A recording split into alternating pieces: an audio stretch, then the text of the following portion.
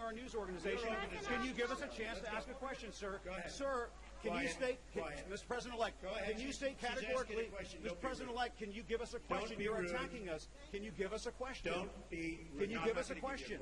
I'm not going to give you a question. Can you state categorically? You are fake news. Sir, can you state categorically that nobody... No, Mr. President-elect, that's not appropriate. President Obama went too far with the sanctions he put on Russia after the hacking. Do you think they're I don't say he went disproportionate? too far. And what will you roll them back? Well, And what do you think of Lindsey I don't Graham's say- plan to send you a bill for tougher ones? Plans to send me a bill for For what? tougher things. I hadn't heard Lindsey Graham was going to do that. Lindsey Graham. I've been competing with him for a long time. He's going to crack that 1% barrier one day. I didn't realize Lindsey Graham's still at it. It's all right. I think Lindsey Graham's a nice guy. I've heard that he's a nice guy, and I've been hearing it. Yeah, go ahead. Go ahead. You've been waiting. Go ahead. As far as we understand, the intelligence community... Stand up, please. Yeah, Ian Pannell from BBC News. Ian Pannell from BBC News. BBC News. BBC News, yeah. Thank you. Thank you. As far as we understand it, the intelligence community are still looking at these allegations. It's false news, as you describe it. If they come back with any kind of conclusion that any of it stands up, that any of it is true, will you consider your position? Would you think There's about nothing it? I can come back with. Can you share the decision to publish fake news and all the problems that we've seen throughout the media over the course of the election? What reforms do you recommend for this industry here? Well, I don't recommend reforms. I recommend people that have some moral compass. You know, I've been hearing more and more about a thing called fake news, and they're talking about people that go and say all sorts of things. But I will tell you, some of the media outlets that I deal with are fake news, more so than anybody. I could name them, but I won't bother. But you have a few sitting right in front of us. So they're very, very dishonest people. But I think it's just something we're going to have to live with. I guess the advantage I have is that I can speak back. When it happens to somebody that doesn't have that kind of a megaphone, they can't speak back. It's a very sad thing. I've seen people destroyed. I've seen people absolutely destroyed. And I think it's very unfair. So all I can ask for is honest reporters. Yes. Just right here. I just want to follow up on the questions about the U.S. intelligence community. Be very clear about what you're saying. Do you trust your U.S. intelligence officials? And what do you say to foreign policy experts who say you're actually weakening national security by waging this war of words against that community? Intelligence agencies are vital and very, very important. We are going to be putting in, as you know, Mr. Pompeo and others, you know the Senator, Dan Coates, we're going to be putting in some outstanding people. Within 90 days, they're going to be coming back to me with a major report on hacking. I want them to cover this situation. I also want them, however, to cover maybe most importantly, because we're hacked by everybody. You know, the United States, our government, out of a list of 17 in terms of industries, is the worst. It's number 17 in terms of protection. If you look at the retail industry, if you look at the banking industry, various industries, out of 17 industries, they put this in the category of an industry, the United States is last in terms of protecting, let's say, hacking defense. Like we had a great hacking defense at the Republican National Committee. That's why we weren't hacked. By the way, we were told they were trying to hack us, but they weren't able to hack. And I think I get some credit because I told Reince, and Reince did a phenomenal job, but I said, I want strong hacking defense. The Democratic National Committee didn't do that. Maybe that's why the country runs so badly that way. But I will tell you, wait, let me finish. Within 90 days, we will be coming up with a major report on hacking defense. How do we stop this new phenomena, fairly new phenomena? Because the United States is hacked by everybody. That includes Russia and China and everybody. Everybody. Okay. Go ahead. You said just now that you believe that Russia indeed was responsible for the hacking of the DNC and Apprentice emails, etc. Well, right. But you know what? Could have been others also. But why did you spend weeks undermining the U.S. intelligence community before simply getting the facts and then making a public statement? Well, I think it's pretty sad when intelligence reports get leaked out to the press. I think it's pretty sad. First of all, it's illegal. You know, these are classified and certified meetings and reports. I'll tell you what does happen. I have many meetings with intelligence, and every time I meet, people are reading about it. Somebody's leaking it out. So then I said, maybe it's my office. Maybe my office. Because I have a lot of people, a lot of great people. Maybe it's them. And what I did is I said, I won't tell anybody. I'm going to have a meeting, and I won't tell anybody about my meeting with intelligence. And what happened is I had my meeting. Nobody knew, not even Rona, my executive assistant for years. She didn't know. I didn't tell her. Nobody knew. The meeting was had. The meeting was over. They left. And immediately the word got out that I had a meeting. So I don't want that. I don't want that. It's very unfair to the country. It's very unfair to our country what's happened.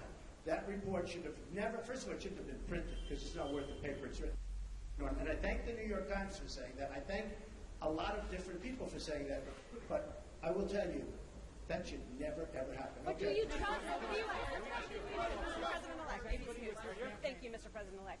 Can you stand here today, once and for all, and say that no one connected to you or your campaign had any contact with Russia leading up to or during the presidential campaign?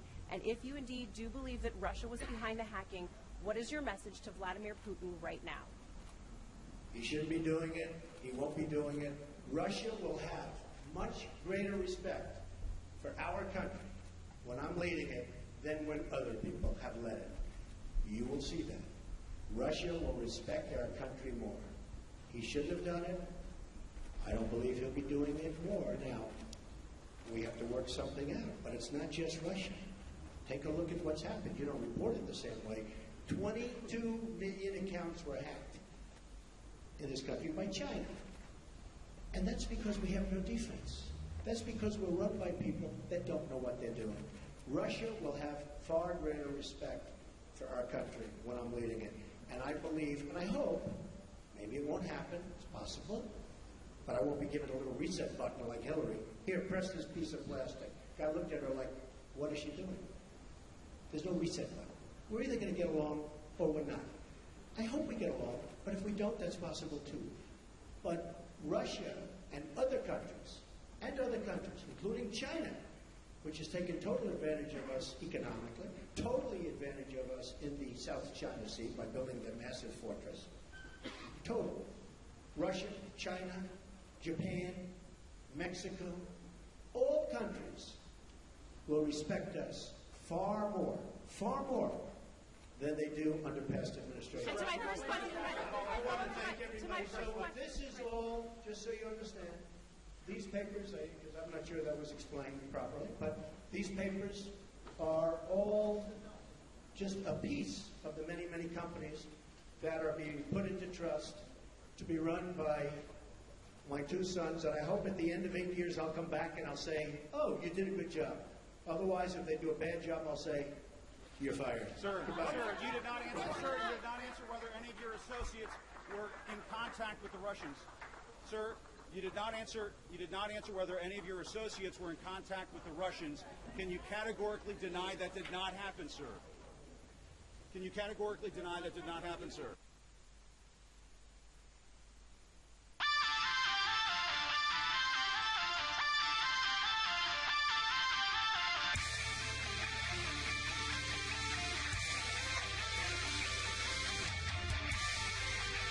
Subject front and center of intelligence report on Russian hacking.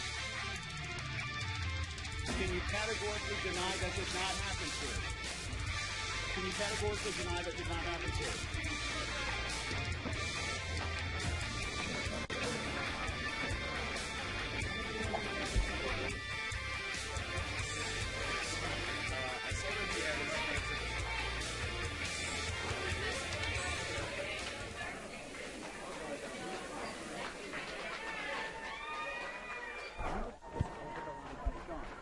He was attacking attacking our news organization?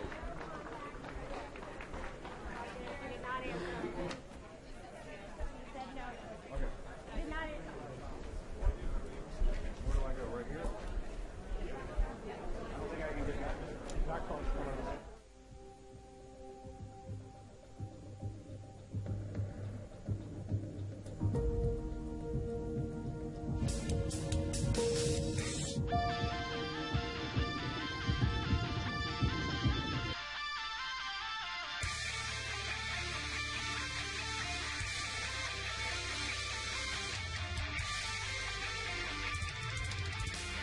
He said for the first time, clearly, at least at one point, that he thinks Russia did it, although later in the press conference he added on again that maybe others were involved as well. Praised President Putin of Russia for the statement he put out today denying any involvement with this other dossier and putting President Putin on notice as well. In the end, a lot to sort through there. A lot to sort through, George. But this really is the first time he said Russia is behind the hacking. He did say President Putin shouldn't have done that, but said we may have a good relationship, we may not, said President Putin wouldn't be hacking again, and again blamed the DNC because they were not prepared for those kinds of hacks. He talks about the United States being much more prepared. We don't really know whether he's talking about private companies. He's talking about the grid. Certainly he wants that reinforced. But some fairly strong words about Russia, certainly stronger than he has had before, and yet said others are hacking as well. China's hacking as well. He said he will have his new director of the CIA and the DNI look at that hacking and prepare a report for him about what's going on and how this nation can defend itself. And Pierre Thomas, what also came up at the press conference is the idea that the intelligence agencies, including the FBI, perhaps still looking at these allegations that were presented to Mr. Trump last week. He said they're not going to find anything. But, boy, it's got to complicate his relationship with these agencies when he's been using language like this at the press conferences, and the investigations may still be continuing. Absolutely, George. And one of the relationships that we'll have to pay close attention to of the people that briefed him last week, the DNI, Director of National Intelligence, the CIA, the FBI director is the person who has a 10-year term, about 7 years remaining. That's the relationship to watch. It's clearly a very sensitive time between the intelligence community and the president-elect, one that bears watching for sure. Let's talk about the other major subject of the press conference, this how the president is going to deal with his potential conflicts of interest. He brought up his lawyers there to talk about the plan that he's put in place for Becca Jarvis. The president emphasized again and again that he is not subject to the laws. There's no law that is requiring him to create any kind of firewall with his businesses. Even had that extraordinary moment where he said he was offered a $2 billion deal over the weekend, and he said he could have accepted it. With Dubai, and he turned it down.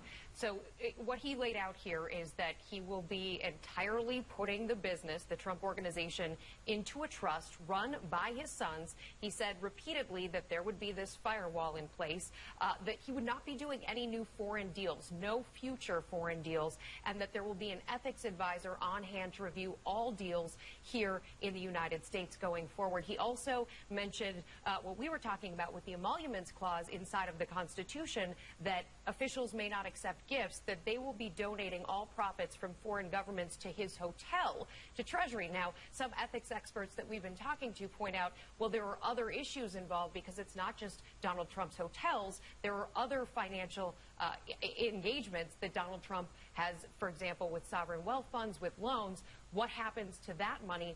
Finally, the biggest question is Russia. It comes back to the question of Russia. We would only really, truly be able to find out about the Trump organization's involvement in Russia by seeing those tax returns. And whether he has Russian loans.